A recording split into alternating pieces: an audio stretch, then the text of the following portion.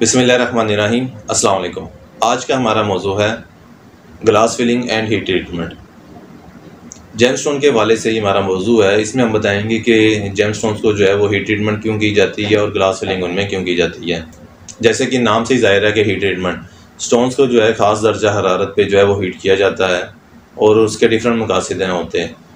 पत्थर को दिलकश बनाने के लिए, खूबसूरत बनाने के लिए और उसको रंगदार बनाने के लिए जो है वो हीट ट्रीटमेंट आमतौर पर की जाती है, अगर मुख्तसर हम आपको समझाएं तो।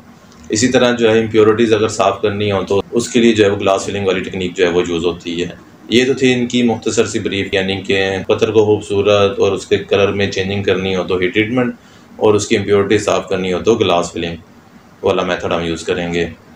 सबसे पहले हम बात करते हैं हीट ट्रीटमेंट की कि इसके ज़रिए वो पत्थर में चेंजिंग किस तरह लेकर आते हैं। अमूमन हीट ट्रीटमेंट जो है वो नीलम में और रूबी में यानी कि याकूत में जो है वो आम सी बात है। हीट ट्रीटमेंट के ज़रिए वो करते ही हैं कि एक तो जो पत्थर की जो है ना क्लैरिटी वो बढ़ जाती है, यानी कि उसकी ट्रांसपेरेंसी लेवल जो है वो स्टोन का बदल जाएगा। इसकी चंद एक तस्वीरें जो है वो आपकी स्क्रीन पे भी ज़ाहिर हो रही होंगी, वो आपके लिए शो करती हैं कि पत्थर जो है वो हीट ट्रीटमेंट से पहले कैसा था और ट्रांसपेरेंसी उसकी हीट ट्रीटमेंट के बाद कैसी हो गई है। दूसरा जो सबसे ज़्यादा उसका अफेक्ट आता है वो आता है कि इसका रंग जो है ना वो बिल्कुल फैल जाता है, यानी कि बाज़ का जो है वो कलरलेस स्टोन भी होता है, उसको भी हीट ट्रीटमेंट के ज़रिए जो है वो उसमें रंग डाल दिया जाता है। अमूमन रूबी और नीलम में बहुत ही कॉमन प्रैक्टिस है। ख़ुसूसन जो है श्रीलंका का नीलम जो है वो काफ़ी ज़्यादा मशहूर है, लेकिन श्रीलंका में उतनी ही ज़्यादा हीट ट्रीटमेंट आती है। इनके तो बाज़ का मिलियंस ऑफ डॉलर के भी जो स्टोन बिक रहे होते हैं उनमें भी हीट ट्रीटमेंट जो है वो पाई जाती है।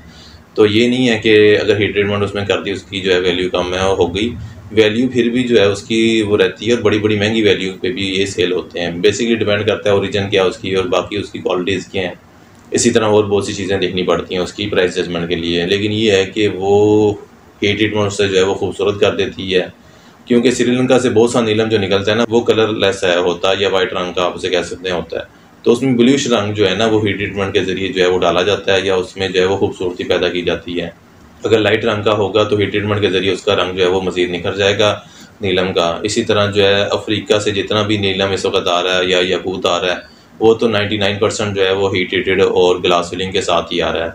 मैं पाकिस्तान की बात कर रहा हूँ, पाकिस्तान में जितना आ रहा है मोस्टली वैसे भी वो हीट ट्रीटमेंट और ग्लास फिलिंग करके ही भेजते हैं। अगर ग्लास फिलिंग ना भी करें तो हीट ट्रीटमेंट तो लाजमी करते हैं। अफ्रीका से बाज़ जो है वो दूसरा नेचुरल भी आ रहा है, लेकिन वो देखने से पता चल जाता है दोनों की क्वालिटीज़ का। इसी तरह अगर हम हीट ट्रीटमेंट के हवाले से मज़ीद देखें तो अमूमन आपने जो है वो मार्केट में ब्लू टोपाज या लंदन टोपाज के नाम से जो है वो ब्लू रंग का पुखराज देखा होगा। अव्वल तो जो है ना जो ब्लू रंग का टोपाज बिक रहा है वो उसमें फ्रॉड काफ़ी ज़्यादा है, क्योंकि उसमें टोपाज कम है और दूसरे स्टोन ज़्यादा हैं।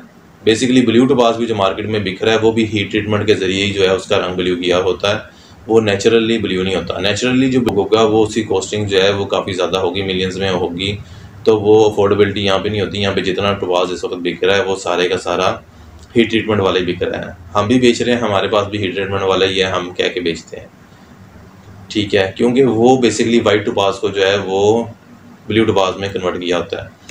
लेकिन एक बात ये है समझने की कि ये सिर्फ वाइट टोपाज को ब्लू टोपाज में कन्वर्ट करके नहीं बेच रहे। इस वक्त क्वार्ट्ज और एक दो पत्थर और जो सस्ते पत्थर हैं उन्हें हीट ट्रीटमेंट के ज़रिए ब्लू टोपाज जैसा शेड देकर उनको ब्लू टोपाज के नाम से बेचा जा रहा है।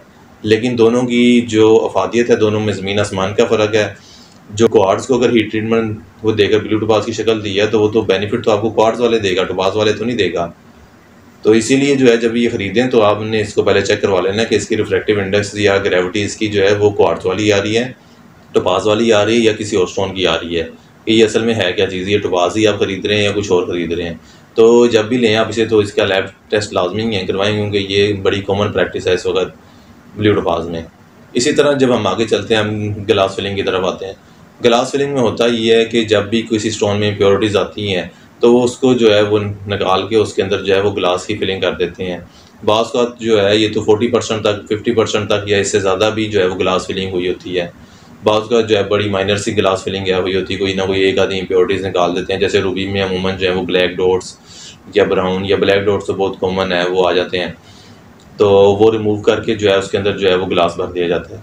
तो ये वैसे आपको जो है सादी आँख से नज़र आना ज़रा मुश्किल काम है, लेकिन ये है कि जहाँ पे ग्लास फिलिंग हुई होती है उसकी निशानी ही होती है, उसमें ग्लास के बबल्स बन जाते हैं। ये तस्वीरें तो आप देख रहे होंगे, मैंने आपके आसानी के लिए यहाँ शो कर दी हैं कि लेकिन जो है ना बबल्स जो हैं वो नेचुरली भी बनते हैं। बहुत से लोग जो आते हैं ना वो आके ना फिर बहस शुरू कर देते हैं, लेकिन जो उनके बबल्स हैं और जो ग्लास फिलिंग के बबल्स हैं दोनों में फ़र्क होता है। इसके ऊपर अलग से किसी दिन बहस करेंगे, लेकिन यहाँ पे समझाने का मकसद ये है कि जब भी आप बबल्स देखें तो आप यही ना समझें कि इस स्टोन के अंदर ग्लास फिलिंग हुई है, वो नेचुरल भी हो सकते हैं। अब दोनों में होता ही है कि दोनों के पैटर्न में फ़र्क है। ग्लास फिलिंग के जो बबल्स हैं उसके पैटर्न में फ़र्क है और जो नेचुरल बबल्स हैं उसके पैटर्न में फ़र्क होता है। या आप अपनी स्क्रीन पे जो है वो दोनों के पैटर्न देख रहे होंगे। तो लिहाजा जब भी आप किसी के पास जाएँ ख़रीदने के लिए, किसी के पास भी जाएँ, तो ये सिर्फ ये देख कर के ये जो बबल्स बन रहे हैं इसमें तो ये ग्लास फिलिंग वाले होंगे, तो ये बात नहीं है। वो हो सकता है नेचुरल कोई चीज़ हो, नेचुरल बबल्स हों या नेचुरल इम्प्योरिटीज़ हों, उसमें कोई और चीज़ भी हो सकती है। तो पहले उसकी तस्दीक कर लेनी चाहिए, या बेहतर ये होता है कि आप उसकी लैब रिपोर्ट आएँ करवा लें। तो ये 2 मेजर चीज़ें थी जो अमूमन ट्रीटमेंट लोग जो हैं वो पूछते हैं या जिसका कंसर्न होता है। रूबी और नीलम जो है वैसे भी सबसे ज़्यादा सेल होने वाले जेमस्टोन हैं। दोनों स्टोन जो हैं वो काफ़ी ज़्यादा मालियत के जो हैं वो सेल हो रहे होते हैं और लोगों को इसके बारे में यही होता है कि ये नेचुरल हालत में हम ख़रीद रहे हैं, कि ये हम जो है वो ख़रीद रहे हैं कि जिसके अंदर जो है वो कोई ना कोई ट्रीटमेंट हुआ हुआ है। तो ये 2 मेजर ट्रीटमेंट्स आपको बता दिए जो इनके अंदर मिलती हैं। तो उम्मीद है कि आप जो है वो काफ़ी इन्फॉर्मेशन मिल गई होगी। इसके बाद अगली बारी आती है कि उसके फ़ायदे के हवाले से, क्योंकि ट्रीटमेंट के बाद अगला बंदे का सवाल ये होता है कि आया कि ट्रीटेड स्टोन जो हैं वो बेनिफिट देते हैं कि नहीं देते। इस हवाले से जो है वो हम अलग से वीडियो जो है नेक्स्ट वीडियो हमारी रिकॉर्ड होगी, तो इंशाल्लाह ताला उम्मीद है आपको जल्दी वो भी देखने को मिल जाएगी। तो उसमें हम बताएंगे कि ट्रीटेड स्टोन जो है वो फ़ायदा देते हैं या नहीं देते। अगर फ़ायदा देते हैं तो वो क्यों देते हैं, अगर नहीं देते तो वो क्यों नहीं देते। चैनल के साथ जुड़े रहिए, तो इंशाल्लाह ताला आपको जो है वो मज़ीद इन्फॉर्मेशन मिलती रहेगी। अगली वीडियो तक के लिए अल्लाह हाफ़िज़।